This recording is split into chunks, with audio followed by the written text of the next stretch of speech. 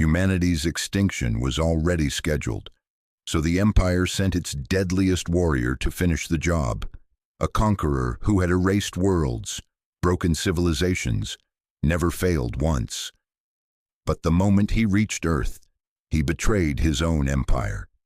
Because hidden beneath this planet was something so ancient, so catastrophic, that the galaxy's most feared killer took one look at humanity's secret and swore loyalty instead.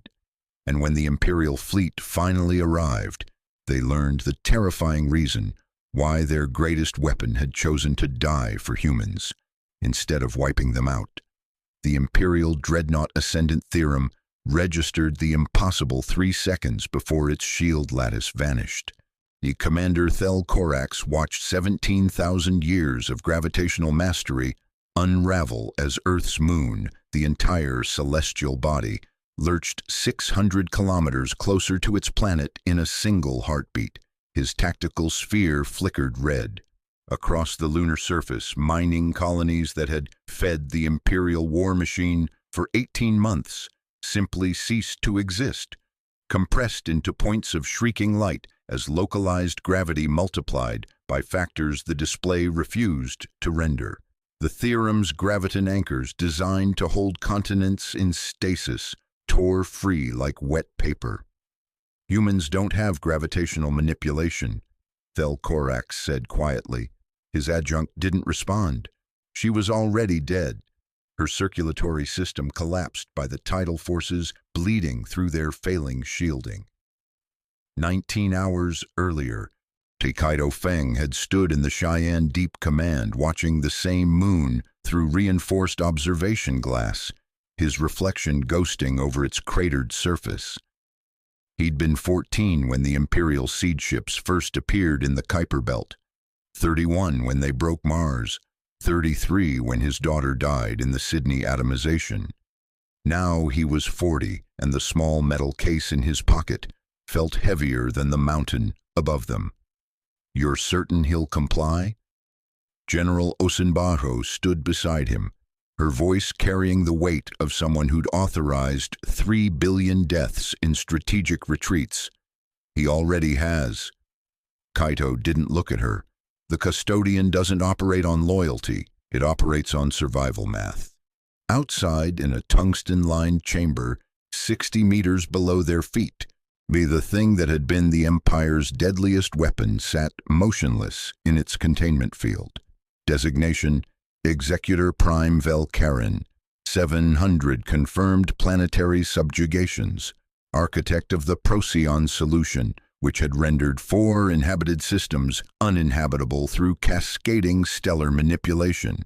The Imperials had sent him to Earth 6 weeks ago with one mandate: eradication.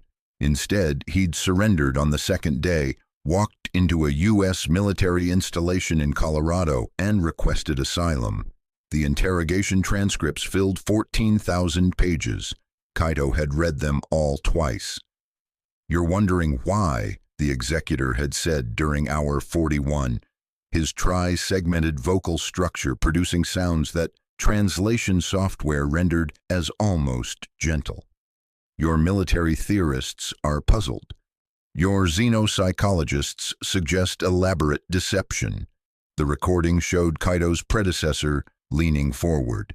"Enlighten us." "The Empire sent me because I am incapable of failure. They did not realize this same incapability would make me recognize an unwinnable scenario."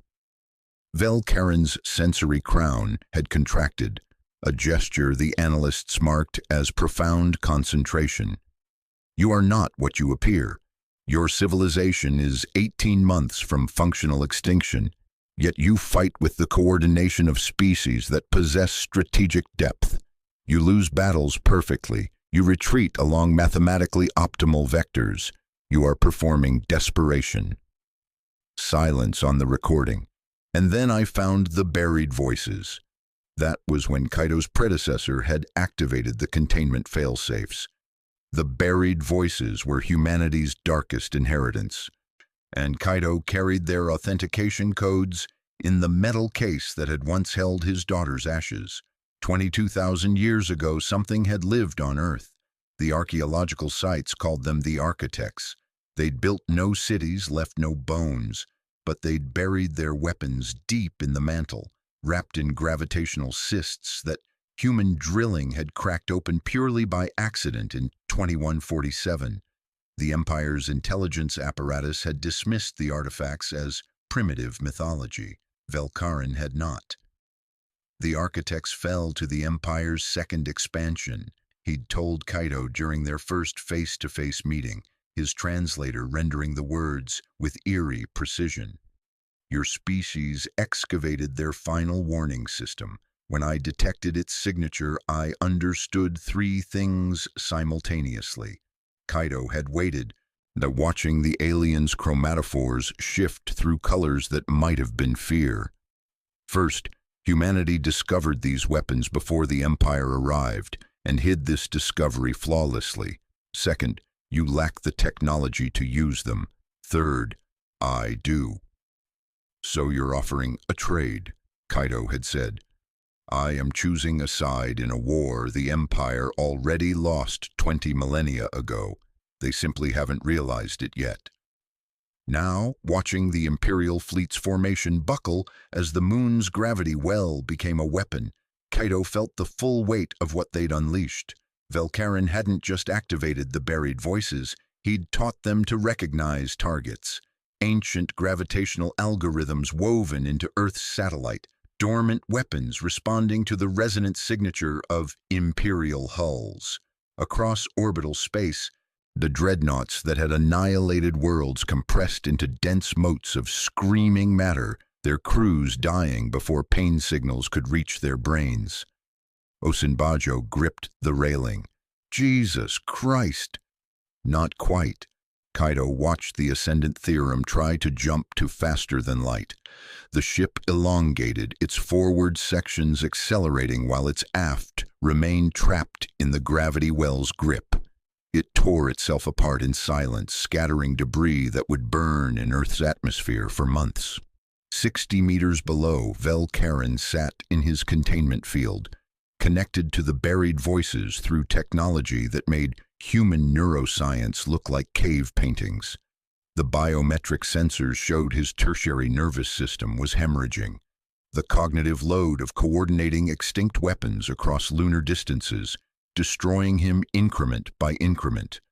He'd known this would happen. He'd outlined it in his initial proposal with the detachment of someone describing weather patterns. The voices will require a translator who understands Imperial shield harmonics, he'd said. I will not survive the translation, but Earth will. Kaito had asked the only question that mattered. Why? Velkarin's sensory crown had rippled, expressing something the software couldn't parse. Because the Empire taught me to recognize inevitable defeat, and you taught me there might be something worth defecting toward.